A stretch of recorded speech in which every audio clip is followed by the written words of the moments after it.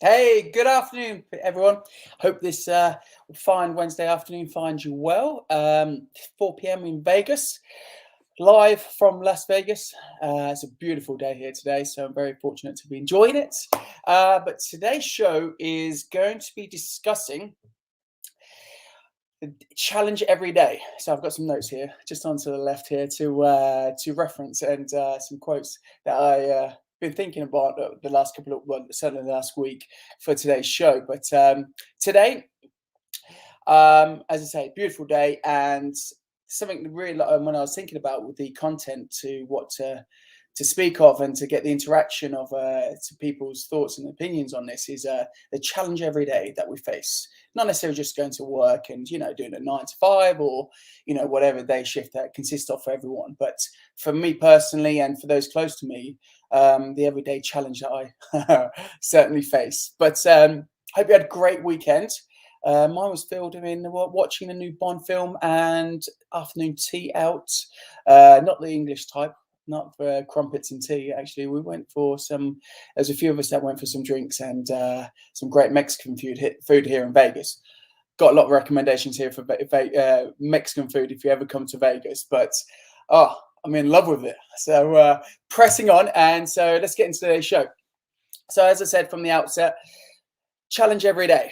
Now, for me personally, I've certainly been looking at new horizons and looking at myself more from a overall perspective, and like rather than going through the mundaneness of like Monday to Friday, just get through the 5 days as quickly as possible to the weekend, so as I kick back and enjoy it all. I've been looking at new challenges for myself and to see how I can do more and become more as a person and to deliver more for those around me and some friends and obviously partnerships that I'm growing within my company as well. And it got me to thinking just how much can I spend on doing more and more better than or better than yesterday, beg your pardon. How can I deliver the results I'm looking for from a personal perspective and also from a business perspective, and also in a fitness challenge that I'm taking up, and that comes on. But this will come into it. Like I said, I think I touched on it in the show previously, or was it show one? Anyway, it was one of them. And I set myself a challenge of doing a 100-mile race, uh, just running alone. So you got to complete these. Well, there's two types. There's a few types. It's an ultra race. There's a few scattered around America starting next year. I think they start in March, which is good because I need the training. And the premise of it is 100 miles in 24 hours. So you've got to do 100 miles minimum and run complete that within 24 hours. And I thought, oh, that sounds like a great challenge. And as I started thinking about it, I was like, how am I going to train for this? So my initial perspective, and I put it out to friends and some family, I was like, do you fancy doing this race with me? I said, I've come up with this idea. I want to do an ultra. So they call them the ultra race. If you've never heard of them, you can do it within like the ultra Ironman or like an ultra bike race or an ultra skiing race up in Canada or Northern America. And I thought, I'm not very good at skiing, for one. I've only ever done it twice. I don't own a bike, so let's do the running. It seems the cheapest option as well. All I need is a pair of trainers and shorts and t-shirts. So I was like, sod it, let's get into it. So when I was back in England, where I broadcasted the show last time, I started running, and the challenge I set for myself was to do 1 mile more than the previous day. Simple. 6 days a week, rest Sundays, and see how I get on. Well, in England, I got up to the 14-mile mark, and it was taking me around 2 hours to do around 14 miles. I was absolutely shattered from it as well. And I spoke to a good friend there, Matt, and we were discussing the the longevity of me doing a mile extra a day. By the end of the month, I'll be running 31 miles. And I was like, I don't think I've got enough time for that in a day, let alone completing a marathon and some by the end of the month.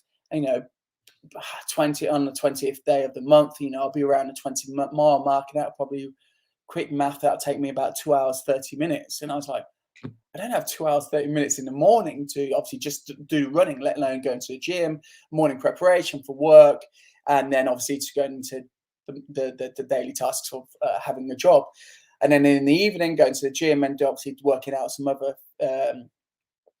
parts of the body that I'm looking to increase my size over and get in shape.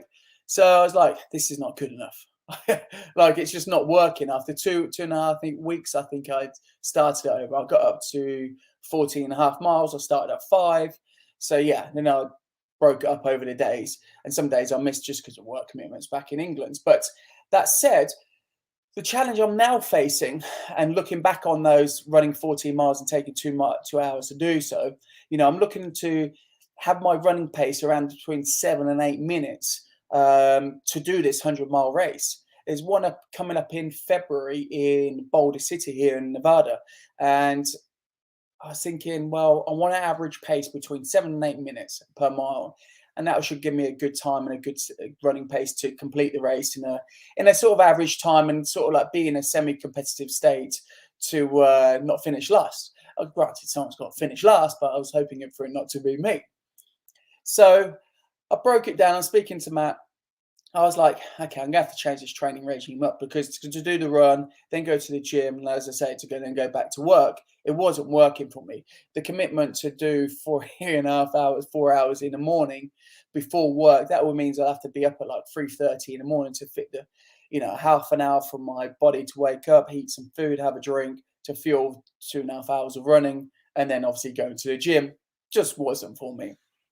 So now I've changed it up, and now, like I say, I'm now doing 8 miles in the morning, and I can do that in around 60 minutes. It's not too bad, an hour mark. And then I go to the gym, do that, and then for an hour, come home, do my daily tasks with work, and then, then go back to the running task of 8 miles in the evening. So I'm not going to lie, I'm struggling with it, because my daily challenge for that, and this is within the keeping fit and obviously seeing through this challenge I've set for myself, because the reason why I initially put it out to friends is so that I would honor this. I would commit to doing it, and certainly doing a 50-miler in Boulder City would see that I would commit to this, rather than doing a few weeks of, 20, 30 miles a week. I won't bail out at the end of it. I wanted to do this to push myself to the next level. As I said in the previous show, I never made it at football, or soccer, in England. So probably because, as I said, it wasn't good enough, and I never committed to seeing it through. But so now I am committing it. At the tender age of 39, it's time to get my ass moving and to get my legs going and find a commitment in exercise that I can actually see the benefits of. Going to the gym every single day allows some benefit. You see, it's a slow progression. You go for an hour in the morning, maybe an hour in the evening if you have the time. And I'm finding that I don't have the time. So I set my challenge of, like, say, the running, so I would commit to it in daily and see it through to at least do one race and to see how I feel afterwards. Because there's a race in April that I want to do in Northern California. It's 100 miles. And I think, if I'm not going to lie, I think that's going to be a hell of a task, because in the morning, like for example, this morning, I'm tired. My legs are tired. I've done 9 miles this morning because I run to the gym. It's like 4.5 miles there. I did an hour's workout, refueled, then ran the 4.5 miles back. So I'm at 9, and I'm going to do another 8 this evening after this show, and then same tomorrow, same Friday. So what I've worked out, because I want to get to that 100-mile mark, I've allowed, if I can do 100 miles a week, that will set me in a good stance to do 100 miles come end of February when the race is. I think it's on the 27th. I need to double check that. But if you're interested, hit me up, and I'll certainly provide the information if you ever fancy doing 50 miles with me. But as I say, I've broken it up now. So I'm doing 16 miles a day, 5 days a week. That gives me 80 miles. If my math is correct, I think it is. Anyway, and then 20 miles on the Saturday morning, Sunday, complete rest. That gives me 100 miles. As I say, 400 miles a month should see me good through till February for good training. And like I said, my target heart rate and pace is 7 to 8 minute mark with around heart rate of 140. It should see me through a good, consistent 50 miles quite, I won't say comfortably, because I don't find running comfortable at all. So that's my challenge to myself. I touched upon it last time, and I'm touching on it today, because the everyday challenge that we face is like this is big. This is not just a race for me. It's the commitment to see it through every single day, not just do it for a week or two or 3 weeks or a month and then think, oh, you know what, this is tiring. Because I've been one, especially within the last couple of years, not necessarily to commit every single day to a routine. And as I've spoken with people about doing the race and obviously the work commitments to facilitate it for the training, and obviously for the progression of to doing a 100-mile race, so like I say, at the end of about March, April time, I find it a bit of a struggle. And I'm kind of looking to you guys to help me with this. And that's why I'm explaining my struggles and my sort of like story and progression through all these new chapters, because I get up at 4:30 anyway. You go for the morning routine, whether that be have a cup of tea, a cup of coffee, breakfast, small breakfast, because I don't like running on a full stomach. So I have to have something. And being a vegan or plant-based eater, shall we say, I'm struggling to consume enough calories as well. And then also it ties into my work commitment, because I'm running an hour in the morning. Then I run, obviously, doing an hour at the gym. So that's 2 hours. Time I come back home, shower, get ready, fuel, pack my lunch or provide some food for myself, to refuel for the day. And then coming home, then doing another 8 miles minimum, 8 to 9 miles, like I say, in the evenings. I'm struggling to find the capacity to do anything else, because once the 8 p.m.s come around quite quickly after I've eaten and done, like I say, done the run, had something to eat, I'm absolutely completely shattered. And knowingly that I've got to be up in another 6 hours, it's become mentally, a challenge for me. And as I work my way through this, I won't say it's getting any easier at all. If anything, I'm struggling even further with it, because I think I'll just have another 10 minutes in bed, another 15 minutes. So I set my alarm for 4:15, get up at 4:30, start my morning routine, out the door by 5:30, run for an hour, come home, or like I say, if I'm running to the gym, I do the 4.5 miles there, work out for an hour, and then come back home for the 4.5 miles. That last 4.5 miles, I'm tired. I'm struggling from, like, especially as I'd say, I did a leg workout, and it's painful. But I'm finding it more as a mental challenge than anything else. The physical aspect I can do. I can run, like I say, the second half of that run, the 4.5 coming back from the gym, is more mental than anything. And it comes on to, like I say, the everyday challenge for me. And I suspect other people, because also, like I say, Matt, who's, thank you, Matt, you're watching. I appreciate that. I was speaking to him about it. It's not something he wants to do. He doesn't like running unless it's after a football or a soccer ball, sorry. So he's not really interested in it either. And I feel that desire, but the fact that I'm struggling with this mentally is the biggest challenge for me, because if the body I can push, but the when I'm going through that 20-30 mile mark doing these races, I want to know I'm mentally capable of holding that pace and have got the willingness to continue that. And I think that's the biggest thing that I question for myself. You see a distance, you see whether it be like academically, or whether it be a new job position, or whether you're in a startup, for example, or whether it is a fitness challenge that you're setting for ourselves. The mental challenge to commit to that every single day, and to have the longitude to see where your end goal is going to be, and this is where I want to be, and having that steady commitment of that plateau that you're each raising to each day and stepping over it, to ensure that you're keeping within that, on that time frame, and within that window for whatever time frame you've set for yourself, you're holding yourself accountable for. And I do feel as if certainly I've done it before, I don't always keep myself accountable for the dreams and the desires I have, to set those bars and then keep those bars increasing each day, whether it be each day on, like I say, a fitness schedule, or whether it be monthly on a certain amount of books you want to read, or like I say, from an intellectual perspective, whether you're going back to college or university, or you look just learning a completely new subject, for example, or whether, and B, you're training yourself for a new job because you're absolutely at ends meet with what you're currently working in, whether it be Starbucks. Like, there's nothing wrong with working in Starbucks at all, but you personally see yourself objectively wanting and going after something greater than your current position allows you to be. And that's certainly what I come into when I was an electrician back in the day. 8 years gone by. Pretty much 8 years gone by very quickly when I was an electrician. And I said to myself, I'm done. I certainly don't want to be doing this for the rest of my life.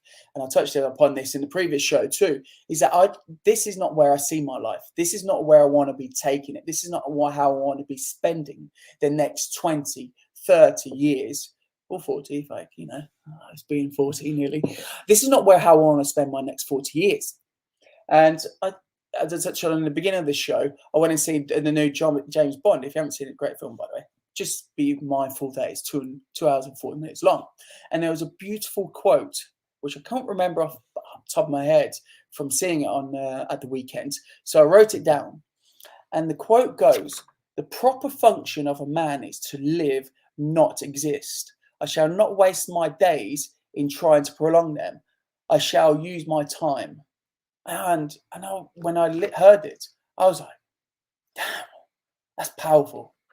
That resonated me with so much, especially with what I'm going through mentally and physically, with, like I say, setting this challenge for myself and obviously starting a startup here in Vegas. It is quite difficult, a startup here in Vegas, especially for what the company that, the market we're looking to get into and break into and create a whole new feature, whole new vision of how we connect the entertainment industry to the common man or the people.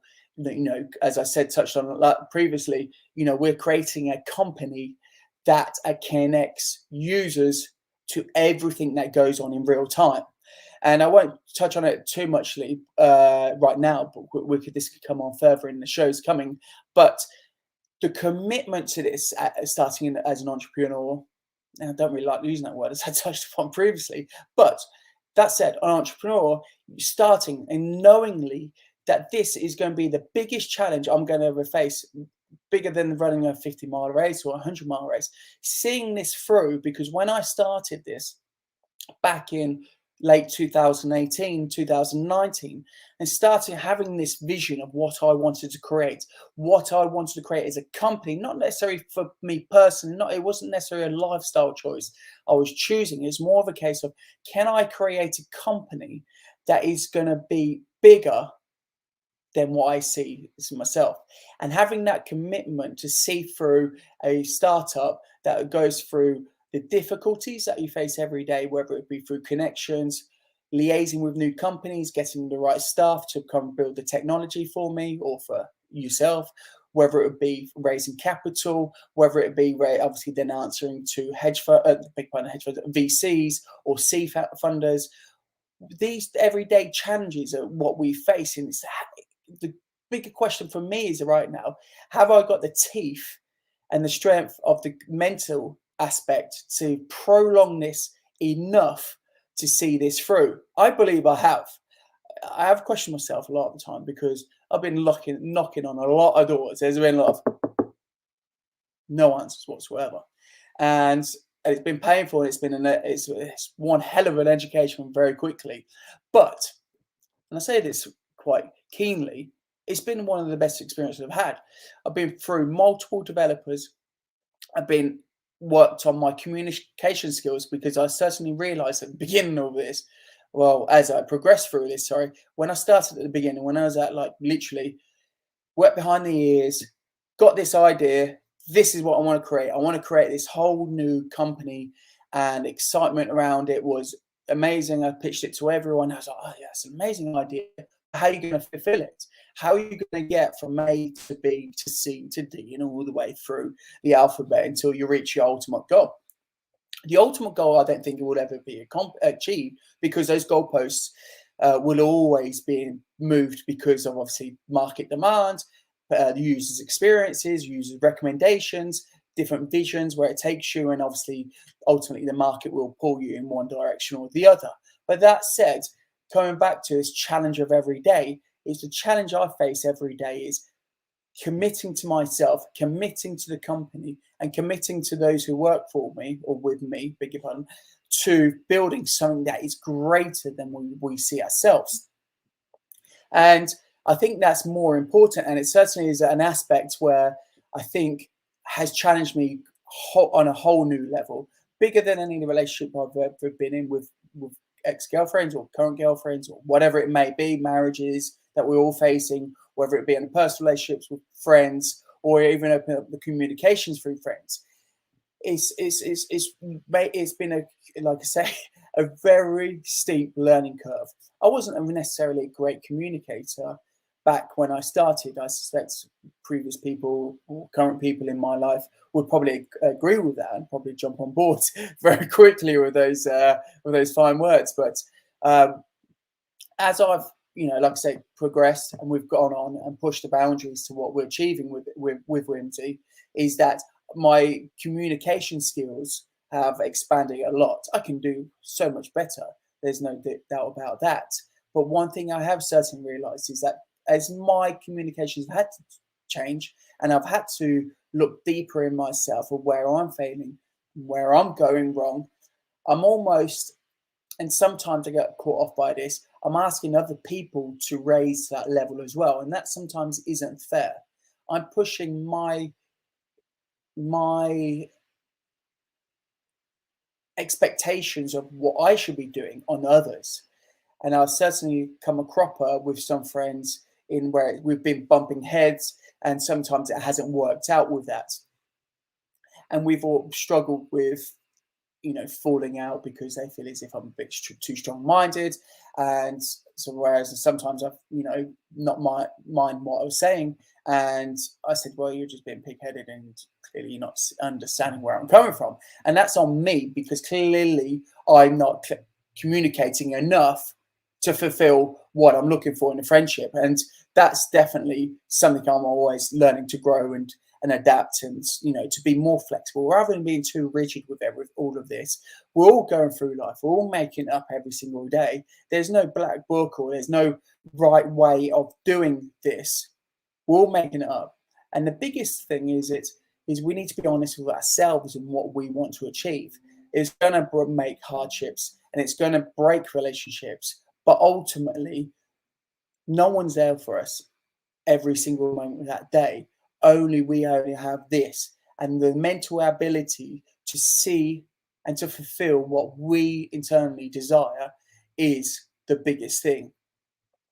And that's where I come onto it. The challenge every day that we face together or individually. We all go to bed on our own. We might have someone there laying next door to us and, giving that fluffy pillow or, scratching the back or, scratching the hair so it's a beautiful night's sleep. But we all fall asleep mentally on our own. We're all contained with our own thoughts. Matthew McMullin says it beautifully in his book called The Green Light. Highly recommend that. I think I touched upon that last week as well. But it's a brilliant book. You're the reflection of what we have internally and mentally going on it's bigger than I ever thought it was, especially as I got older and started appreciating just how much power and understanding if you could have of yourself to what doors could open on the back of it. And listening to that quote, as I say, in James Bond, it's phenomenal. It really resonated with me quite profoundly.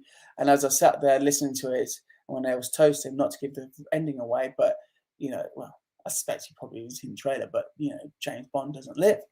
Sorry if I've ruined it, but then they said that the proper function of a man is to live, not to exist. And when I'm laying on that bed, come my time and come the hour, I want to know I've given it everything, and mentally and physically pushed myself to the elements where I couldn't have asked for myself any more. I've failed in the past. I haven't delivered certainly on many things that I promised to myself and other people, and that's my failings as a person. I will take those comments and the feedback back and own those misdoings and for failing on my words. But yesterday's problems should not deter what we are doing today. if anything, they should propel us to go forward and to encourage ourselves to see where we've gone wrong, to see what the standard is for what is the minimum requirement in whatever position you're putting yourself in, whether, like I say, whether it would be physically, whether it would be within a relationship with a partner or boyfriend, girlfriend, whether it will be your wife or husband, whether it will be within a specific role that you're doing at work, whatever that position is, yesterday needs to be the minimum sector. That said, we're going to take a quick break, and we're going to obviously continue this conversation on the challenge every day. And I look forward to seeing you very shortly. Thank you for watching.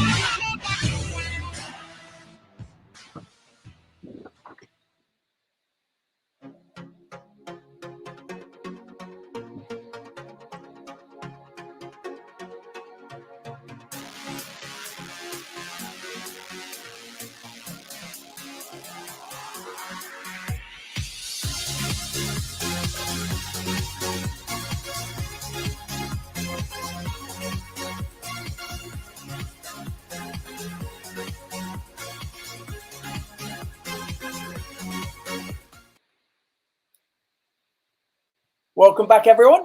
Thank you for enjoying our sponsors of this great show and series of Going Solo. As I say, touching on the commitment, the challenge we face every day, and just how difficult it is to keep that standard, that minimum standard that we reach. And as I touched upon before the adverts, is that I'm struggling with it. In some ways, and more mentally than physically. Granted, my knees have given me some pains, but nothing that I can't handle. But and to be speaking of which, the lower back this morning after that run from home from the gym, I was struggling. Oh, and speaking of which, if you do struggle, or if you're looking at this as a quick, just a little promotion to Joe Hippenstein. If you don't know of him, apparently I came across him in a book, and he speaks of stretching and how it can release so much tension, aches, problems. Joe Hippenstein, Google, search him up if you're really struggling with any aches or pains. Apparently, his stretching regime is the cure to all. Just quick points. But coming back to the challenge every day, and what I'm going through personally, and some beacons from on behalf of some friends that we've shared some stories with, is the commitment to like I said, for me is my company that I'm starting up here in Vegas, and also this rather, maybe as my friend quite put it beautifully, was like, you're a stupid bleep idiot for even asking me that, because I have no interest. So I asked 5 friends in England who all, like I say, amazing shape, amazing fitness, and all of them rejected my offers to come and join me. I even got a good friend here in Vegas, and he loves biking. And there's this race across America race. It's called RAM, RAMM. It's a race across America on a bike, and I think it's around about 3,600 miles. As a single person, you've got to complete it within 12 days. I think that's 12 full days, 12 24-hour days. I'm not too sure if that's correct 100%, but I know it's 12 days. Or if you're doing it in pairs, you've got to complete it within 9 days. And I was like, that sounds amazing. I get to travel across America. I get to see all these amazing cities, get to see the countryside, get to experience all the elements that pretty much America could offer you. I was like, this is a dream. It's like, I think it's around about $4,500 to enter it. I was like, okay, I've got to save some money up for this, but I think it's achievable. It's in June next year. So it gives me the best part of 7 to 8 months to do. And I let me find some people who would be interested. Believe it or not, the people I thought who do biking every day, well, it's good 3-4 days a week, 0 have any interest. I'm like, okay, well, I guess it's a challenge for myself. Until I looked at how much a decent road bike is. You know, you're looking at a good entry-level bike at $3,000, and I'm like, $3,000 for the bike, $4,500 for the obviously for the entry into the race, and then obviously all the expenses and the sport team that you need to do that, and then not alone of all the money and the commitment to do that for the next 8 months in the training aspect and the eating and the keeping the health and whatnot. You got to do for a minimum 360 miles a day. And I was like, holy schmoly, 360 miles a day, that's excessive. I've never ridden at 360 miles, never even walked it, I suspect, over the course of 10 years, yes, but never in one day. So one might have to take a rain check until I complete this 50 miler in Boulder City in February and then do the 100 miler in the beginning of April. So, but it is a challenge I'm putting on myself to do, whether it be next year or 2023. I'm doing it because it looks phenomenal, and to have that under my belt as an accomplishment that I've done in my tender years of 40, which will be next year. Yeah, I want to do that. I want to do that big time. So, as I say, challenge every day. I'd love to know what your guys going through every day, what your struggles and what your commitments are to each day. You know, whether it be meditation. I'm big into meditating too. Again, that's my morning everyday challenge. Struggles, if you wish, sometimes to fulfill those commitments every morning, or especially the Monday to Friday, and keeping it on the Saturday. Sunday, I switch off completely. I do bugger all, 0. Apart from probably going to have a good old brunch somewhere to to enjoy in the beautiful sunshine. But yeah, the meditation I can't fit in. You know, like I said, get up at 4:30, eat something, because I like to meditate for about half an hour, a good 30 minutes, switch your mind off, create it, visualize it. I can do visualization whilst I'm running, but I can't meditate while I am running. So I'm struggling to fit everything in. I could get away with minimum 6 hours sleep, enjoy the weekend to sleep in a little bit more, 7-8 hours, especially on a Sunday. Saturday, probably a 7-8 hour sleep, but I'm struggling for the meditation. And this is where I probably need a little bit of guidance. So I need to expand a little bit, to have the flexibility to play with certain weeks, like what works, what doesn't, but not necessarily to throw off my training and obviously my ritual, my work, and having that commitment to both to obviously to make it sustainable.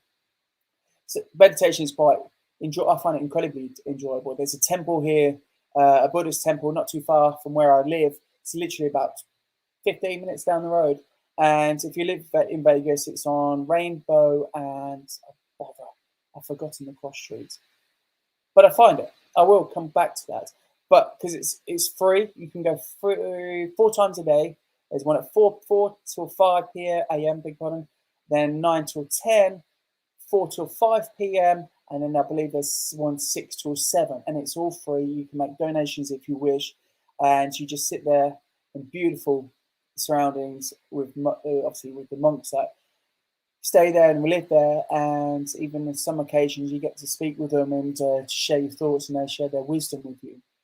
And I thought it was mind blowing. Like I really, when I first went to meditating here at that Big Pun temple, I came out of it as if I was on fire. I was like so alive. I was it was one of the greatest experiences I've ever felt. Haven't relived it, haven't experienced it again, sadly, but I guess that's the level for which I'm looking to do and have that commitment to meditation. But as I say, Monday to Friday, I'm really struggling to fit it in within my schedule. After the gym, after the runs, that we're running, I do in the morning, and then coming home, freshening up for work, and then making my lunches and pack lunch or whatever what allows me to eat from the day's schedule. Aside from the meetings that we're taking place at the moment, is I can't fit the meditation. I know it's on that quick half an hour. Time I come here home at 6:30 from work, go do the extra run. Well, have something beforehand, so that takes me to 7, doing an hour's running. Then I'll come home, shower, freshen up, have a refill drink, and then it's pretty much 8:30, 9 o'clock. I'll be in bed by 10. It gives me an hour to literally unwind and switch my mind off. I suspect I probably should creep it in before I go to bed, but I prefer to do it in the morning. I find it more awakening. I commit my intentions much more greatly in the mornings. I seem to have that ability to drag it to fulfill those visions that I have when I'm meditating, and the visualizations what I want for my day. I feel it's much more powerful for me, and so I need to work upon that. I need to see if I can find a way to deliver that in my morning schedule and to see it. And thank you, Matt. He hasn't. I encourage Matt. He's commented again saying he wishes he could even get up that early enough to think about doing a meditation. But I guess that comes back into it, isn't it? Because to you, Matt, is that what levels do we set for ourselves that we're going to adhere to? What are our target goals that we can facilitate within? And we all have to work, sadly, unless you're incredibly lucky and fortunate to be wealthy enough to not. And then I'm sure you're taken up with social activities and copious amounts of abilities to go shop as your heart's content. But coming back for us is how do we build in a ritual, and then we build on those foundations to allow us to commit and to grow to fight and to achieve the end goal that we're looking for. Ultimately, there are no end goals, because once I've finished a 100-mile race, unless my legs are completely shattered and gone, which I'm not hoping for, I'm going to set myself a new challenge, like I spoke of it just after the break here. Doing a race across America, that's going to be my next challenge. That means I've got to save some money and go spend like silly money on a bloody push bike. Sorry, that's an English term, like a race bike. I've got to go spend money. I've got to earn the money, go spend it. And I've got to facilitate the training for it. Go do 50, 60 miles a day. That takes around 2 hours, 2.5 hours to do. So again, I guess it comes back to what I spoke about last week, is what problems are we going to allow for ourselves to have in life? Some people, maybe their biggest problem is catching up on the latest Netflix show, or watching the latest ball game on a Sunday night or Thursday night or Monday night football. Or is it we're going to take it to us personally, take ourselves to the next level? And that's where I'm at. That is what the challenge I'm facing every day is, how can I see my problems and see the difficulties that I've created? And sometimes I do create a lot of problems for myself. How can I correct those today? How can I ensure that I'm not necessarily slipping up and dropping to those standards that I failed on the previous days, or like I say, previous months or years? Excuse me. There are plenty. I can assure you of that. I've set my bar pretty low on some days and some occasions, stupidly. But it's all bad. The bad teaches us to see what the bottom level is of what we're either happy to do. And if you are happy to continue with that, then that's up to yourself.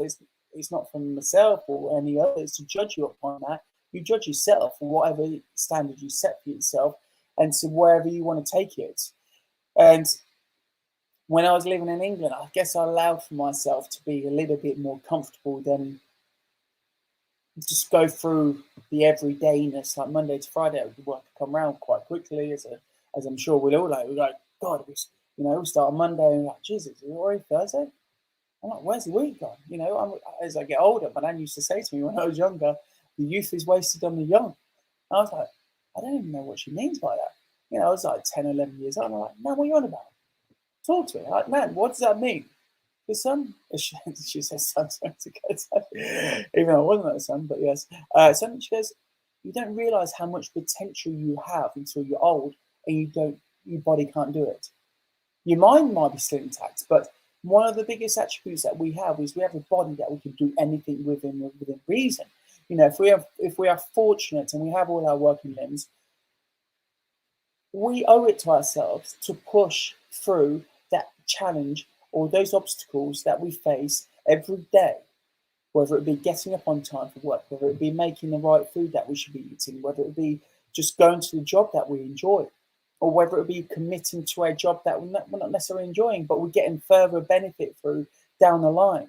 We are able to invest in now for something that is going to return us as something greater in 10, 20, 30 months' time, whatever that challenge is for yourself.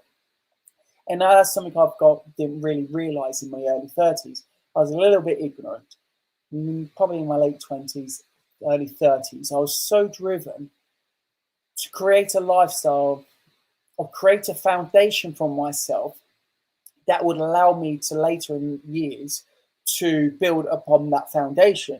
And unfortunately, that was money for me. I lost a lot of friends because I was committed to work far too much, I suspect.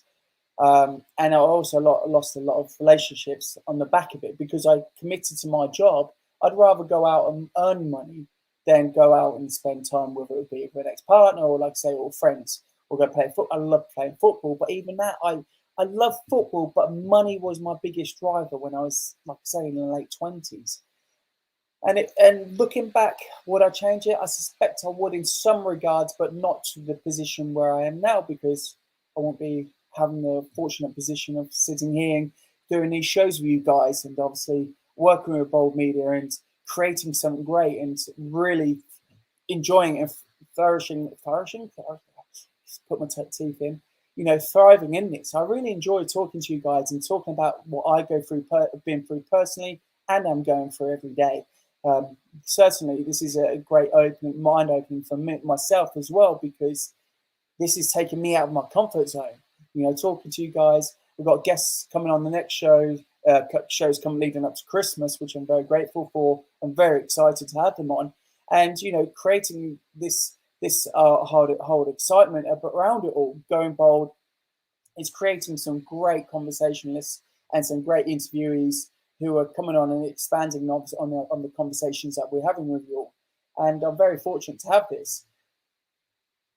But I've got to realize the mistakes I made so I don't make those again. And that's a challenge, because I'm having to check myself within conversations of people, bite my tongue, choosing the right said arguments or conversations, or battles we have with people. We went out with some great bunch of lads in the summer, and I did, this is in England, beg your pardon, and I didn't really care for a couple of them. They chose to do extracurricular activities, shall we say, for the purpose of the show. And I was like, guys, we're just out having a laugh, watching the soccer, and enjoying each other's company. And they were just worried about getting the next hit, shall we say, or high. And I was like, isn't this big enough? Like, what do you need to take you to that next level? And I don't understand why it needs to be recreational.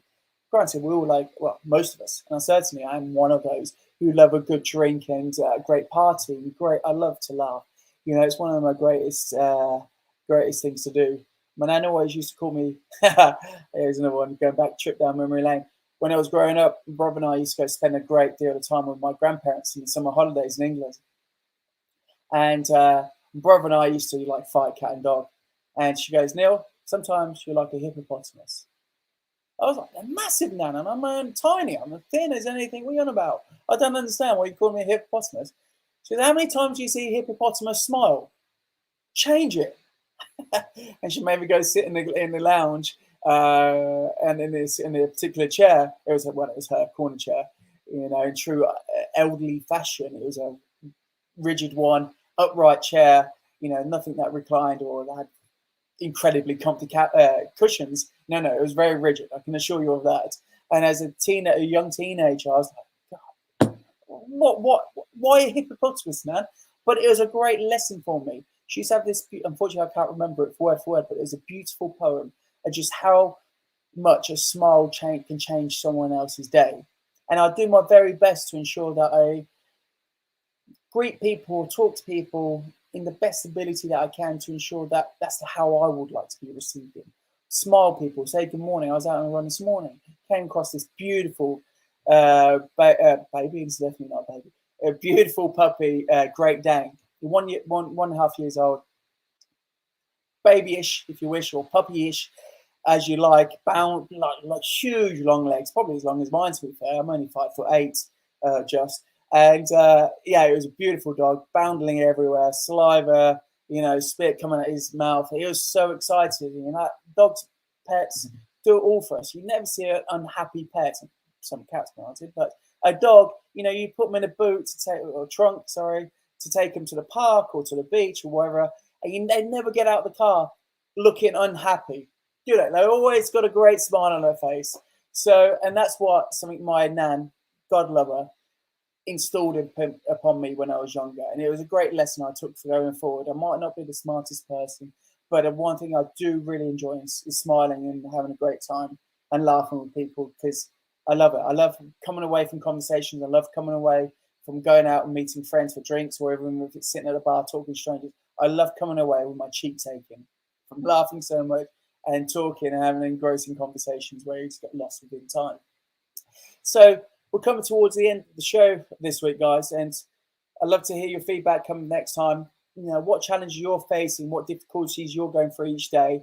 How can we raise those bars? How can we bring greater smiles to our day? How can we bring forth more fulfillment to our lives? I suspect I've got a lot of hand movement going, and that's how more passionate I'm becoming as I come into the next stage in my life. Like, more and more questions I look to myself is to push those boundaries and to create the challenges that, once upon a time in my ignorant early 30s, I wouldn't even have thought twice about doing. And now, as I say, approaching, next chapter in my life, next tenure is like, what more can I be doing? Time's running out for me.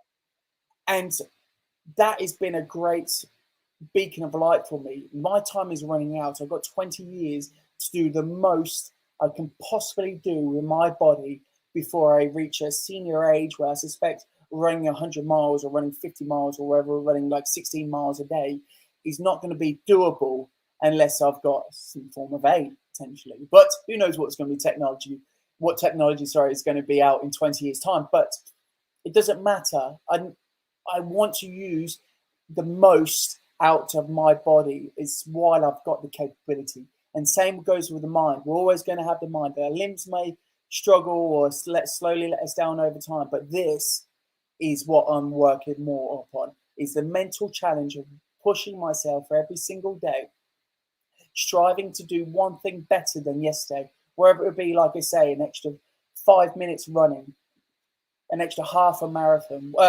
Jesus, no way.